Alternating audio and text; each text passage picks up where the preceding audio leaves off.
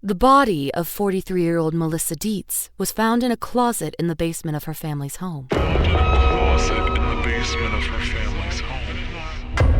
She must have been hiding. Detective Jack Leon thought. She had to be terrified.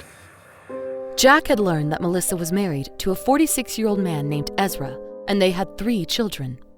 2 sons, Matthew, who was 17, and Joseph, 16, and they had a daughter, Eve, who was 15. To Jack, what happened that evening was clear. Melissa had been home alone, and she was in the basement. When the killer broke in through the patio door in the kitchen, she was probably coming up the stairs.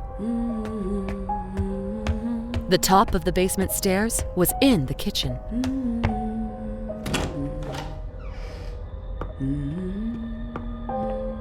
The family's back patio window had been smashed.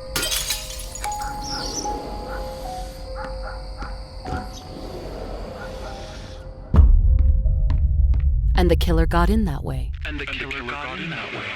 Then, he or she left through the front door. Jack saw drops of blood leading to the front door, and then down the front walkway. The blood drops stopped at the road. The killer must have gotten into a car, Jack concluded. When Melissa saw the killer break in, she ran back down to the basement, and then she must have realized there was no way to get out. There were windows in the basement, but they were small and high up. Climbing through one of them would have been difficult. So, Melissa hid in the closet where the family stored their board games. Unfortunately, the killer found her and stabbed her multiple times.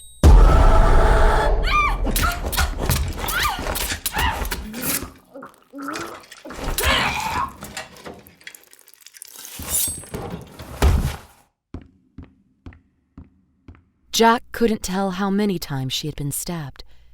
He just knew it was a lot. She didn't deserve to die this way, Jack said to himself. When Melissa fell to the ground, she had some Scrabble tiles in her right hand. There were also 8 Scrabble tiles on the ground near her right hand, and the 3 other tiles were overturned. The tiles may have fallen out of Melissa's hand when she fell to the ground, or they could have been placed there. Hey, take a picture of these tiles, Jack said to the crime scene photographer. As he was taking some pictures, Jack put on some rubber gloves. He flipped over the tiles and had the photographer take photos of them. He also took the tiles that were still in Melissa's hand and laid them out. Well, that didn't help anything, Jack said as he looked at all the tiles. If there is a message there, it must be coded, or it's a different language. He had the photographer snap a few photos of the 12 Scrabble tiles. Jack stepped into the closet, and he noticed something on one of the shelves. Someone had flipped over 10 dominoes and, with a marker, they drew on the blank sides of them. The marker was beside the dominoes. They drew a bunch of circles, and some of the circles were colored in black. Jack noted each domino had 2 sets of 6 circles, like on dominoes, but the drawn-on circles were not in the same place as traditional dominoes. I just don't know if this has anything to do with the murder, Jack thought. The Scrabble tiles were in her hand when she died. These dominoes could have been like this for weeks, or even years. Nevertheless, Jack had photos taken of the dominoes.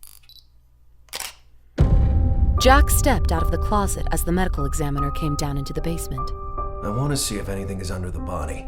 Mind if we roll her over when you're done with your initial examination? The medical examiner nodded her head, and she went to work. Jack had always respected the medical examiner's quiet demeanor. 15 minutes later, Jack and the medical examiner turned the body over. Under her body were some playing cards. Joker, the King of Hearts, Jack of Hearts, the Jack of Spades, 3 of Clubs, and the Ace of Spades. Once again, Jack had photographs of the cards taken. Jack went back to the police station. He had the photographer censor the body in the crime scene photos, and then had the photos printed out. Jack was going to show the photos to Melissa's husband, Ezra. Jack thought Ezra may have set up the murder or committed the murder himself and staged it to look like a break-in. Jack planned to use the uncensored crime scene photos later to shock him if he didn't confess right away. When Jack sat down at the table where Ezra was already sitting, he noted that Ezra looked miserable. Jack showed him the photos, and after looking through a few of them, Ezra told Jack how he could figure out who killed his wife, Melissa. Ezra told Jack how he could figure out who killed his wife, Melissa. Who is Melissa's killer?